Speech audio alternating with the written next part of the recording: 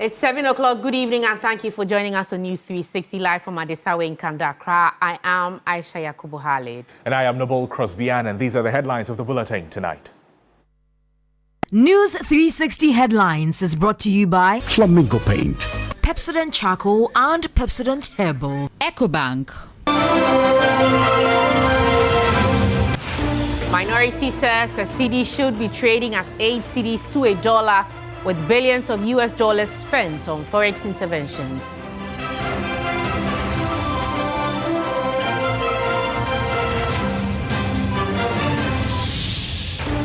Interior Ministry postpones recruitment into Ghana Police, prisons, fire and immigration services from Saturday, November 15 to Monday, November 17 following the Elwak Stadium stampede.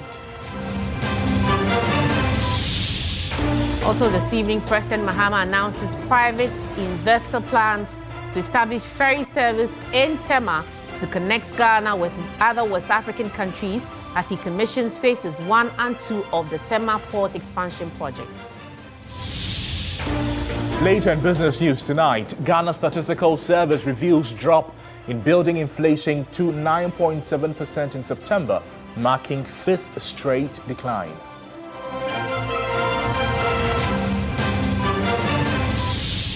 And in international news, Nigerian government cancels policy that mandated the use of indigenous languages for teaching in the early years of schooling.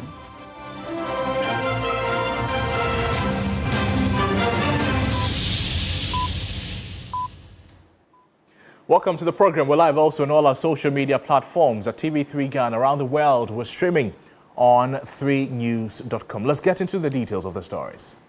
The government has extended the age limits for regular recruiting to the Ghana Police Service, Immigration Service, Ghana Prison Service, and Ghana National Fire Service to 30 years. Addressing the media, the Minister for the Interior, Mohammed Muntaka Mubarak, announced that the age limit for artisans has also been increased to 35 years. Recruitment processes for prisons, immigration, police, and fire service have been digitized as part of measures to eliminate manual interface, reduce long queues, and prevent further tragedies during enlistment exercises in the country. Addressing concerns about a repeat of the mishap during the screening exercise of potential military recruits at Elwak, the Interior Minister indicated that the screening of the security services will not be done simultaneously. To avoid overcrowding and unforeseen situations, the screening exercise will be done in tennis. The police service will complete its screening before another agency starts its screening, ensuring no congestion. So this is what we are going to do. So let's say the portal is going to open from 17th November to 15th December 2025. After the portal is closed, we will set a date for screening. We will not want a situation where fire service is doing it at the same time with Ghana Immigration Service and police, so that the chaos. Mohammed Muntaka Mubarak further noted that the age limits of recruits have been increased. For graduates and professionals and even ordinary recruits, we moved the age to 30. And for craftsmen, for the first time, probably for a very long period of time, for the first time in many, many years. Now we are focusing on craftsmen, where we are looking for electricians, we are looking for painters, we are looking for carpenters, we are looking for fitters, and what have you. And the qualification there, BEC, MVTI, City and Girls, and the others. So broaden the base, and the age is 35. The Minister for the Interior also debunked assertions that recruitment into the internal security agencies has already been finalized. The recruitment process will be free and fair. The system will select qualified candidates based on merit. It is not true that selection has already begun, as some have claimed. I can tell you on my honor, and I can assure you that under the watch of His Excellency John Dramani Mahama, this will not happen. Nothing has started. Nobody in this service today will call you, anybody call to tell you that there's some other route that can be used to get to this recruitment. The recruitment exercise, which had been initially scheduled to start on November 15, the minister added, has been postponed to Monday, November 17, for applicants to access the online portal. Lodi Dwasari, TV3 News, Accra. And now to some consolation for the families of the Elwak Stampede victims. Families of those who lost their lives in the Wednesday military recruitment stampede have been asked to present a family representative to replace their deceased relatives in the recruitment process. Speaking at the residence of one of the victims in the Central Region, the Deputy Defense Minister Ernest Brujah stated that the President has directed that an opportunity be given to a family member of each deceased person to take their place. These 6 young female potential recruits had made it. They were qualified to the stage where we were to inspect their documentations and also do body selection in order to assess their fitness level. And for the family to lose them under the circumstances as we have, His Excellency the President has directed that we give the opportunity to the family to replace all these 6 dead persons. Of course, we have to check their fitness level, how they are healthy, how they qualify to be with the Ghana Armed Forces. Not only that, His Excellency the President has also directed that all injured persons involved in this tragic incident be also given the automatic qualification to be recruited for the Ghana Armed Forces. At any point they recover, and our health professionals assess their suitability to be with the Ghana Armed Forces. And now let's turn our attention to fallout from the 2026 budget. The minority has stated that government's fiscal policy has crashed, accusing the International Monetary Fund of sleeping on its job and allowing government to deviate from earlier arrangements. Former Finance Minister Dr. Amin Adam says the cedi should have been traded at 8 cedis to $1, with billions spent on forex interventions. From energy to agriculture, job creation and transportation, the minority says it expects another difficult fiscal year. We were expecting that this budget would deliver hope and positive direction to our economy following a year of inactivity. Unfortunately, it is another budget used to apportion blame. 2026 budget does not yet provide the scale or structure of investment needed to shift Ghana from the short-term stabilization to long-term productivity-led growth. This propaganda management of the economy is becoming far too much at best. Merely repeating an untruth does not make it the truth. Former Finance Minister Dr. Amin Adam argues that government is struggling to finance and implement its policies. Is it not curious that the much talked about Nkoko Nkiti was just launched this week, in spite of the fact that the 2025 budget provision for it since March 2025.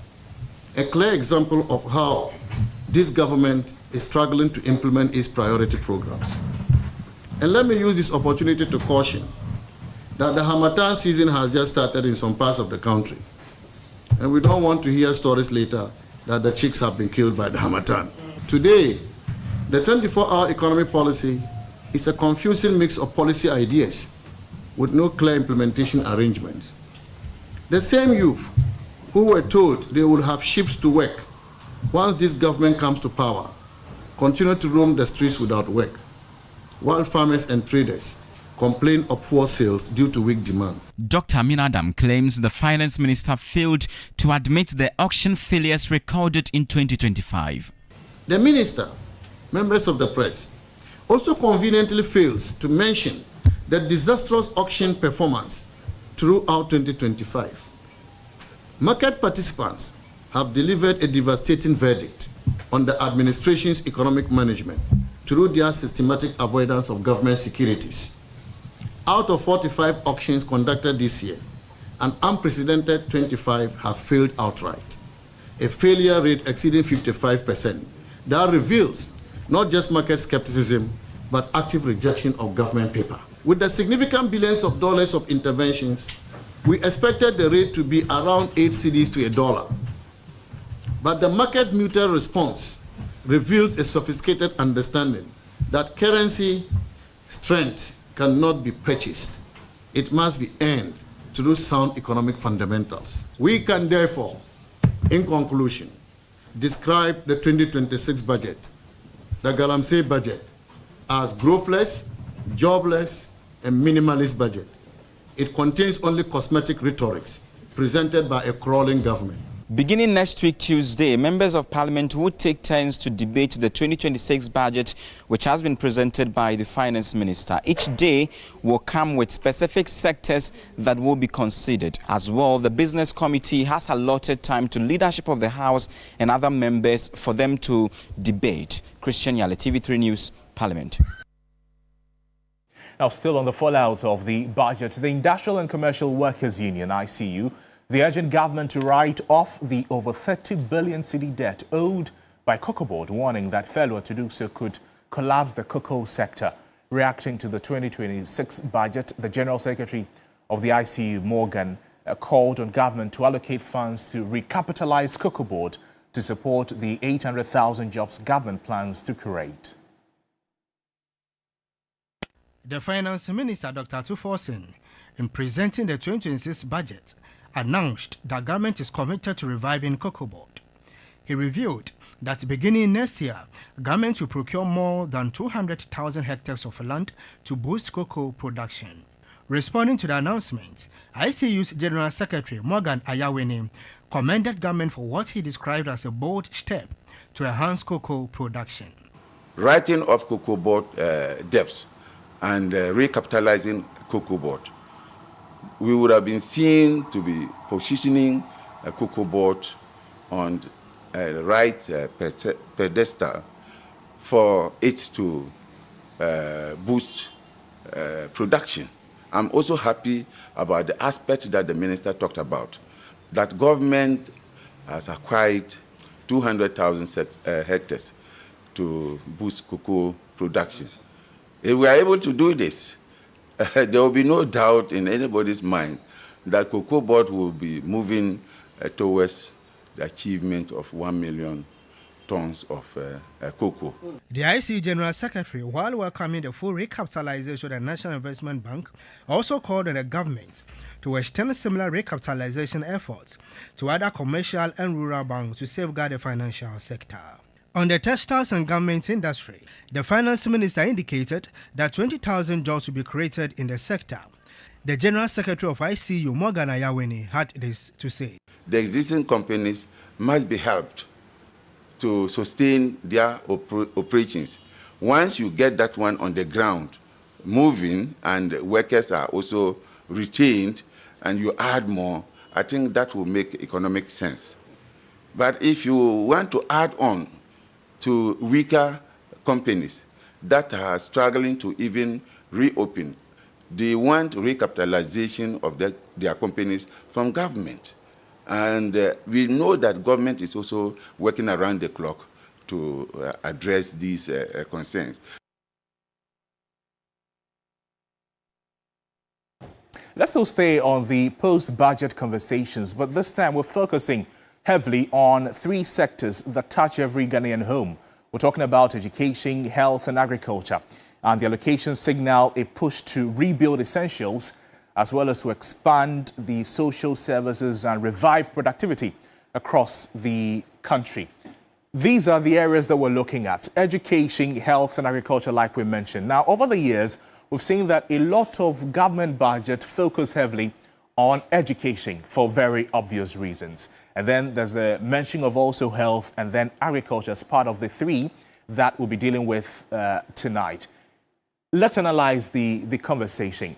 Now, government is placing its biggest bet on education, committing over 33 billion cedis to improve teaching and learning and infrastructure. We know that agriculture is following with 11.4 billion to boost food security and then jobs. Health is also there, receiving some 2.2 billion focus on upgrading hospitals and expanding essential care, essentially. Let's break it down further. Let's talk about education, basic level, desks, textbooks, school feeding, new facilities, amongst others. At the basic level, the plan is simple.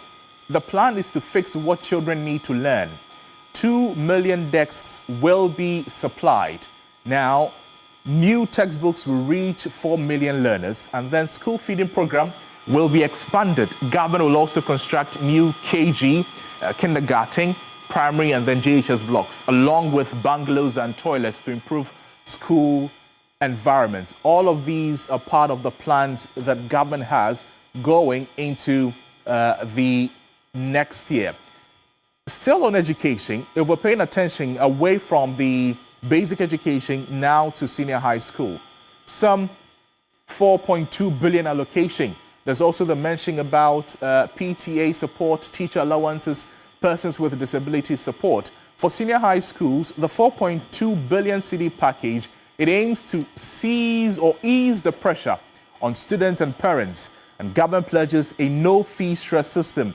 It is maintaining teacher allowances and absorbing school fees for students with disabilities. The goal is simple, is to stabilize SHS operations while widening access for all. This is what government wants to do with regards to education, accounting for the huge allocation to the education sector, if you like.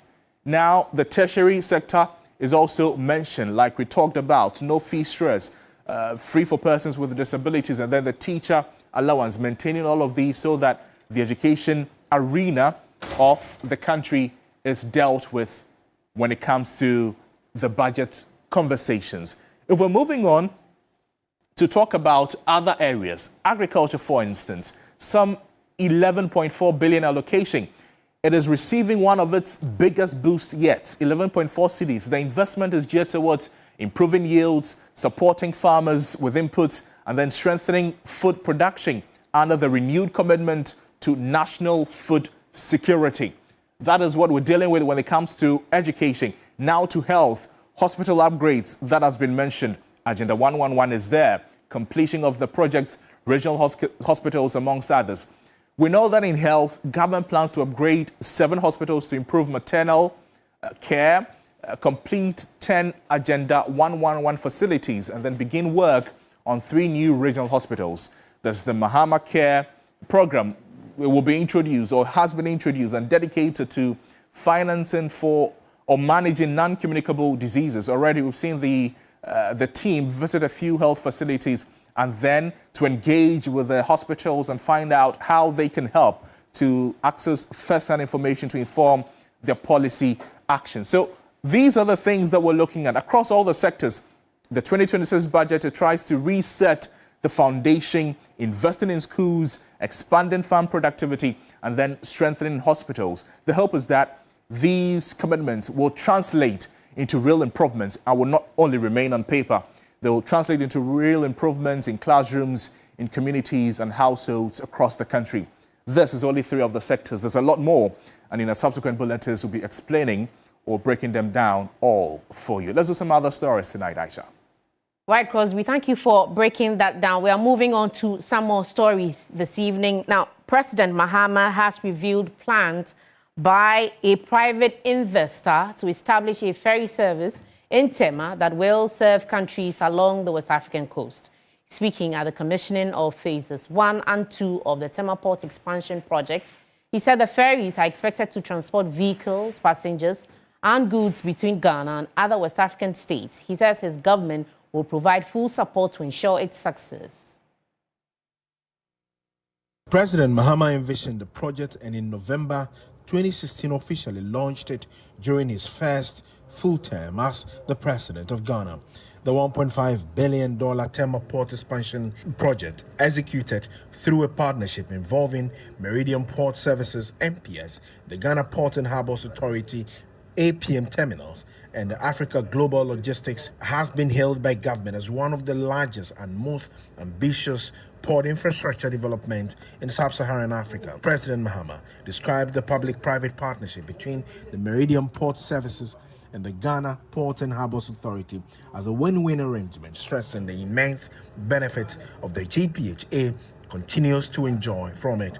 He lamented the political controversies that previously surrounded the project, including false allegations that he had sold the Tema port. What we have achieved is phenomenal, and it shows what public-private partnerships can achieve. The first terminal in the old ports, that was the first terminal MPS built, today is wholly owned and operated by Gapoha. So Gapoha earns money from that berth in the old port. I can understand that sometimes people try to play politics, especially when elections are coming up. I was accused of selling a port that did not exist. This port did not exist. How I could have sold it, I don't understand. But of course, it's an occupational hazard for those of us who choose to go into politics. The president announced the private investors' plan to launch a ferry service in Tema, linking Ghana with other West African countries. If you go to Europe, you know what the ferries are. You can drive your car onto a ferry, and then it will sail to Apapa in Nigeria, and you drive off and go straight into Lagos or wherever you're going. It can take trucks carrying cargo, it can take passengers, and so if we have that service, it would help supplement sending cargo always by road. You can go by ferry with your goods to Nigeria and avoid all the checkpoints where you have to pay small VAT to all kinds of officers. He also tasked the port authorities to create employment opportunities for young Ghanaians. So I'm sure in a short while from now we'll come to see off some of our young men and women, who have trained as seafarers to begin to operate on vessels that are redistributing containers from Tema to other places. And now, telecommunications giant MTN Ghana has marked its Sustainability Week with a major cleanup exercise at the beach. The initiative, held in partnership with Buster Boys and Macintosh Africa, is aimed at promoting environmental protection and community responsibility. The beach cleanup undertaking, in collaboration with Bus Stop Boys and Macintosh Africa, forms part of MTN's broader sustainability agenda, focused on protecting the environment, promoting health and safety, and inspiring community action. This week is our Sustainability Week celebration. On Monday, we launched the week. On Tuesday, we had a fashion show showcasing sustainable clothing. And then on Wednesday, which was yesterday, we had a panel discussion about, how important sustainability is to business growth and national development. Today is day 4, and we are here to recover waste for recycling. Bus Stop Boys brought their vibrant energy to the exercise, mobilizing volunteers and residents to join in. The only constant that continues to make life meaningful is the environment. And if you look at the number of debris, plastics right here at the seaside, if nothing is done, it will end up in the sea. Plastics, fishes will feed on the plastics, and they will go and feed on the fish later. Sustainability partner Macintosh Africa led sessions on proper waste management, encouraging recycling and responsible disposal as part of the day's activities. Government needs to put some of the plastic waste taxes and levies aside so that people can send their plastics and exchange it for cash. There's a lot of unemployment, so people know that they have a bag of plastic, they can go somewhere and get cash for it. Through initiatives like this, MTN continues to reaffirm its leadership not only in telecommunications, but in environmental stewardship and community impact. And one of the key pillars is eco-responsibility, or what we call doing for the environment. So this ties into the environment, which is waste management, which is a cause that we have been championing for years, even in our offices. Also, the Junction Mall Educational Support Initiative has reaffirmed its commitment to education by providing school materials to 100 students at Nungua. The organization believes the support will help create equal learning opportunities. It was a moment of joy and relief for 100 students as the Junction Educational Support Initiative rolled out its latest support program. The initiative, known for championing educational access for underprivileged children, distributed school bags, books, mathematical sets, and other learning supplies to pupils drawn from various schools in Nungua. Center Manager for Junction Mall, Henrietta Arabagate, said the gesture forms part of their commitment to improving literacy. We understand that education is key. We understand that once people have knowledge, they make a difference where they are. So as a mall, we've identified that if we invest in this aspect of society, we are also going to make a change. So this is why we started this initiative. One of the head teachers, Theodore Esia, shared how the initiative has helped the school. I'm very much happy and impressed. And this is encouraging the students to learn because we normally pick students who are doing well. So it encourages others to also learn. Last year, for instance, we brought a group of students. So this, seeing that their friends won these prizes, they also learned hard and they were choosing. Beneficiary students beamed with excitement, saying the items will motivate them to study harder and perform better in school. And now, the Cosmos Innovation Center, in partnership with the MasterCard Foundation, has commissioned a state-of-the-art KIC Center of Excellence at Ejiso Achiakrom in the Ashanti region. The project is aimed at empowering skills development, innovation, and creativity to support job creation and entrepreneurship.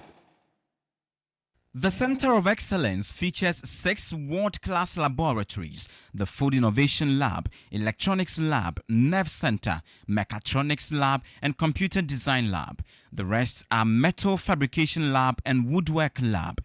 At the commissioning ceremony, the Minister for Youth Development and Empowerment, George Pariado, reaffirmed the government's commitment to creating a conducive and enabling environment for youth-led businesses to thrive.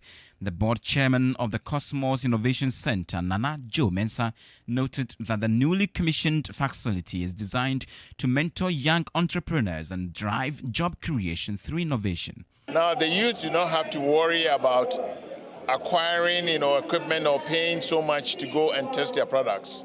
They can come in here as one-stop shop, where not only do you get, consulting expertise, you also get practical expertise, and you can live approach of actually testing your product before it finally comes out. The executive director of Cosmos KIC, Benjamin Jan Kese, called for a stronger collaboration with the government to replicate similar centers nationwide. And we believe that with the support and partnership with the government, we can scale this center of excellence across the country, which is really important so that for many young people, they can have opportunity for a center like this. In the collaboration with the government, it could even be shaped in policy, it could be shaped in infrastructure provision so that the private sector and other development partners can leverage on that to really create these kind of platforms for young people so that we can get them to work. This is News 360 live here on TV3. Let's now bring you business news.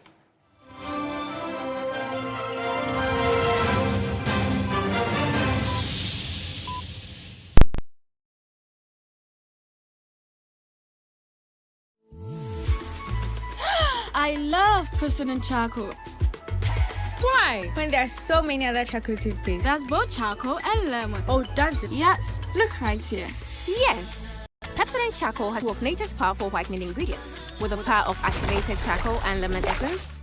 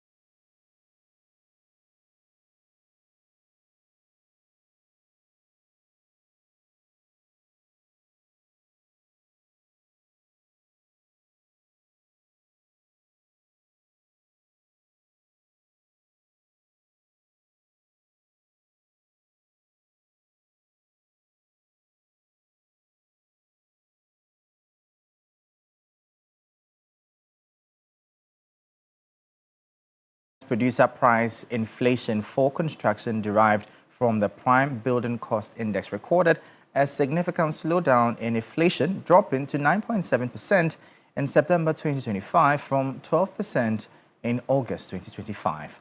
This marks the fifth consecutive month of decline in the year-on-year building construction inflation, a substantial drop of 2.3 percentage points. The Prime Building Cost Index (PBCI), which moved from 120 in September 2024 to 131.7 in September 2025, indicates that the average price of building materials and services increased by less than 10% over the year. Month-on-month figures showed an overall decrease in the prices of building inputs by 0.4% between August and September 2025. This monthly decline extends a trend that has been in place since June 2025. Materials inflation eased to 8.4% from 11.1% in August, with materials prices decreasing by 0.5% month-on-month. Plant inflation slowed to 8.2% from 10.8%, with a 1% decrease in prices month-on-month. Labor inflation, however, remained relatively sticky, falling only slightly to 15.1% from 15.7% in August, and even registering a minor 0.1% increase month-on-month. Construction experts are urging stakeholders to take advantage of the current price stability.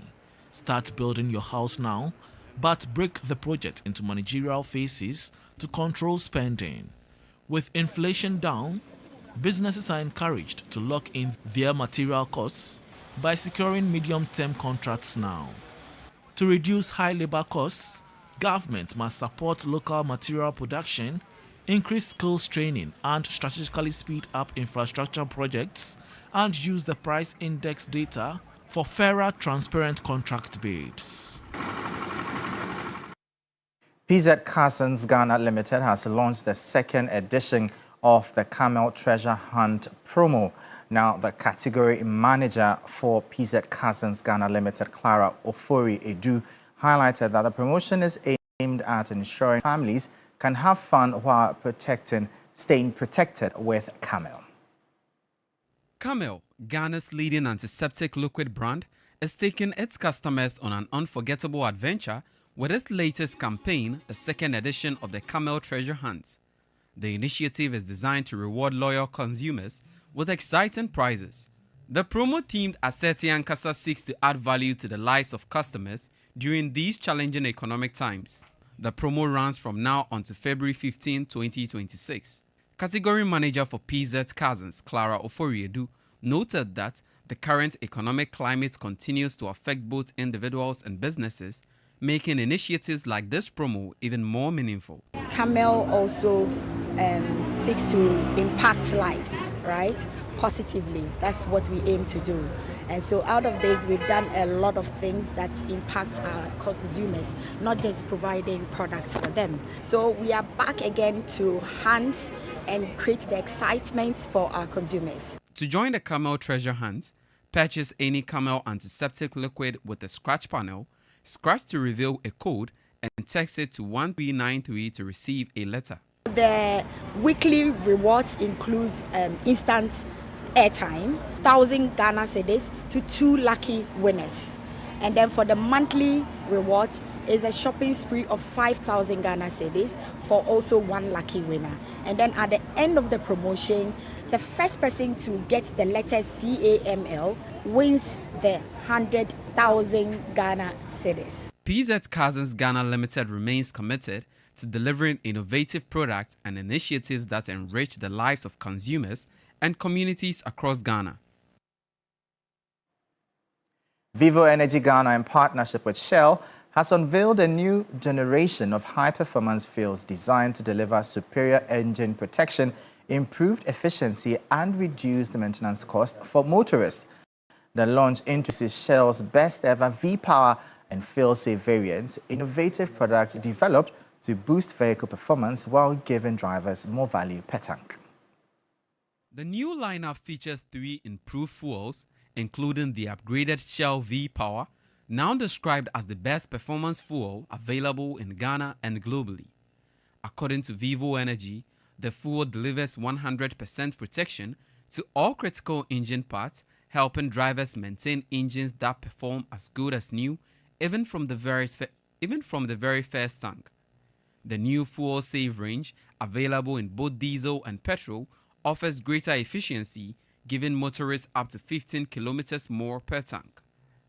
The company says the innovation aims to help consumers save on fuel costs while ensuring cleaner and smoother engine performance. Managing Director of Vivo Energy in Ghana, Christian Lee, says these new products are unmatched. It's about affordability. We are not saying about the price of the product, right? But we should also look at the costs and benefits. So first benefit is, of course, the fuel saving that you do, right? And again, getting a new engine like new by using a fuel, I think it's quite amazing. Then there's other cost benefits. The cost of maintenance is cheaper because you don't need to maintain, because it cleans every critical part. And then there's also the downtime time, because sometimes when we speak about the fleet customers, it costs them to remove the trucks on the road because the trucks needs to be on the road. But to remove them, stay in the workshop to be repaired, the time that it is, sometimes we don't even have spare parts. So it's all this that when you look at the value, it's much more outweigh the cost of the product.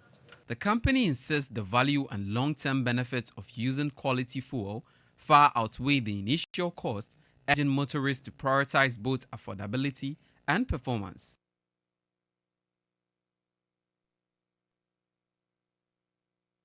And now we are for the business segment here on News 360. I am Michael Obodu. We'll bring you updates now from the currency and the commodities market.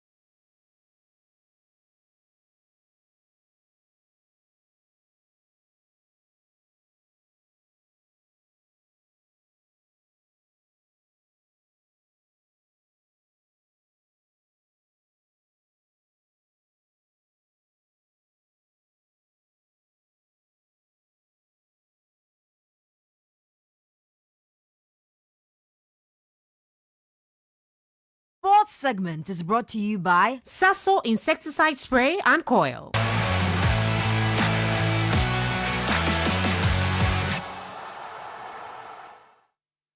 Hello, good evening and welcome to the sports segment here on News 360. My name is Bill Ishen. Now, Japan opened their 2025 Kirin Cup campaign with a confident 2-0 victory over Ghana, handing the newly assembled Black Stars a difficult start to the tournament.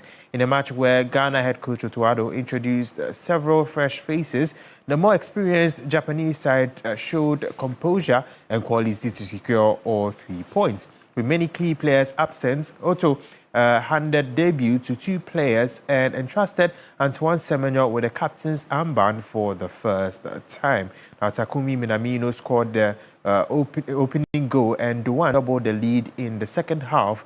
And the day took a more unfortunate turn for Ghana when Francis Abu suffered a serious injury while attempting to block a shot.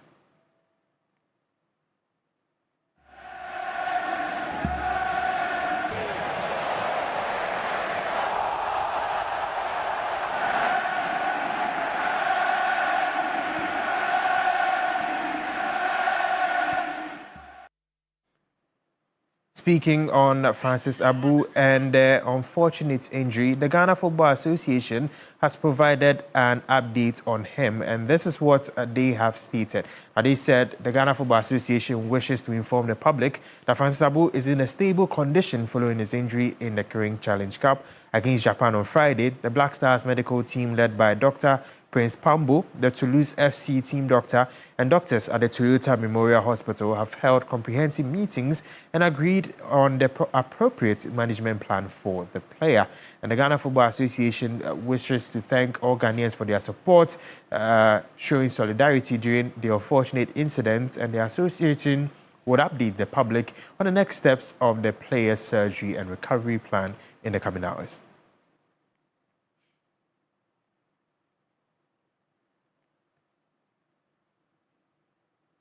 Now, Black Stars head coach Otto Addo reflected on the side's defeat against Japan, highlighting some key learnings from the encounter. After handing debut to 4 players in total, the head coach stated that he trusts the newcomers to grow and adapt to the team. We need to hold the ball better up front, surely, and then also be better on second balls, and especially when we have to play long. There we need to increase the intensity. So there were a lot of things, but also to get better positions in the pressing, to outplay the pressing. So there's a lot of things we saw today where we have to work on. And I know that the guys are young and they can learn. And we also, before that game, we had a lot of injuries. So there was a lot of new setup in our match and in our team. They rarely played together before, so we have I think some few more matches before the World Cup, and we want to use this to learn from our mistakes first of all, but also to unite more as a team and to be up front also much more dangerous. That's it for the sports segment here on News 360. My name is Bill Ishen, and there's more on the bulletin after the break.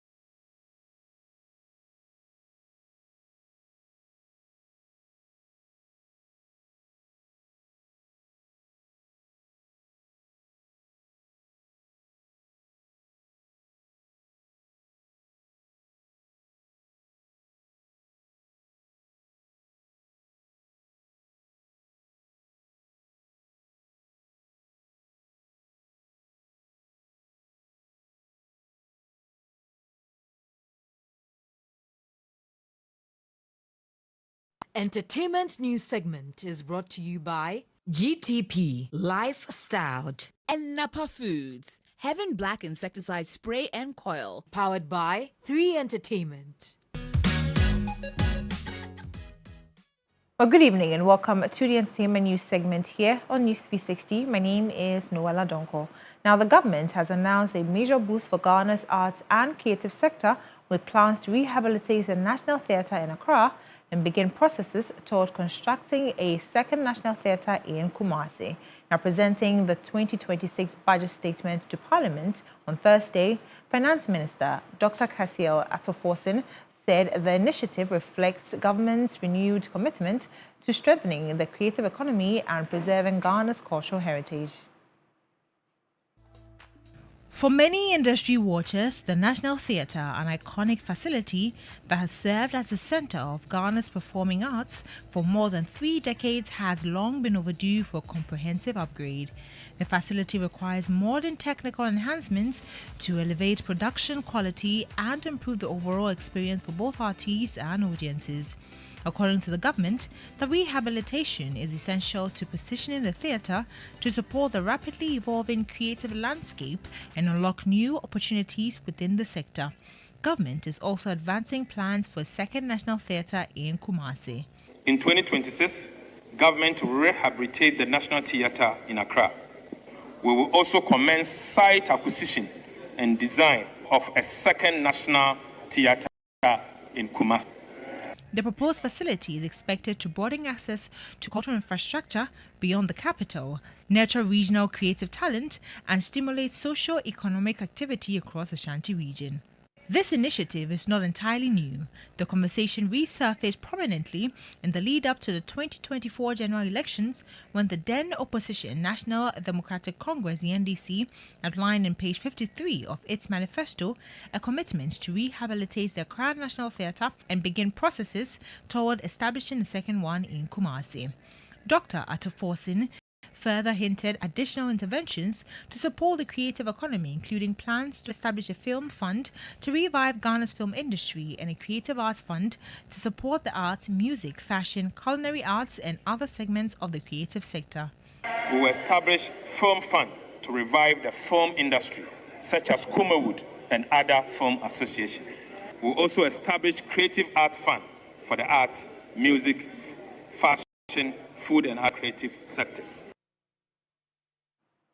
Well, that's it for the entertainment news segment here on News 360. My name is Noella Donko. International news is next. The Nigerian government has announced it is cancelling a controversial policy that mandated the use of indigenous languages for teaching in the earliest years of schooling instead of English. Education Minister Tunji Alausa said the program, introduced just 3 years ago, had failed to deliver and was being scrapped with immediate effect.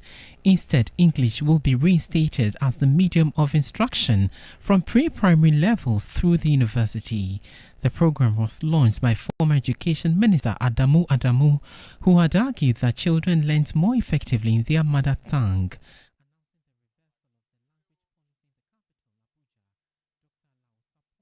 That's it for the news here on News 360. But there's always more news on our website, 3news.com. I am Noble Crosby Annan. And I am Aisha Yakubu Khalid. Showbiz 360 is up next. Enjoy. Bye-bye.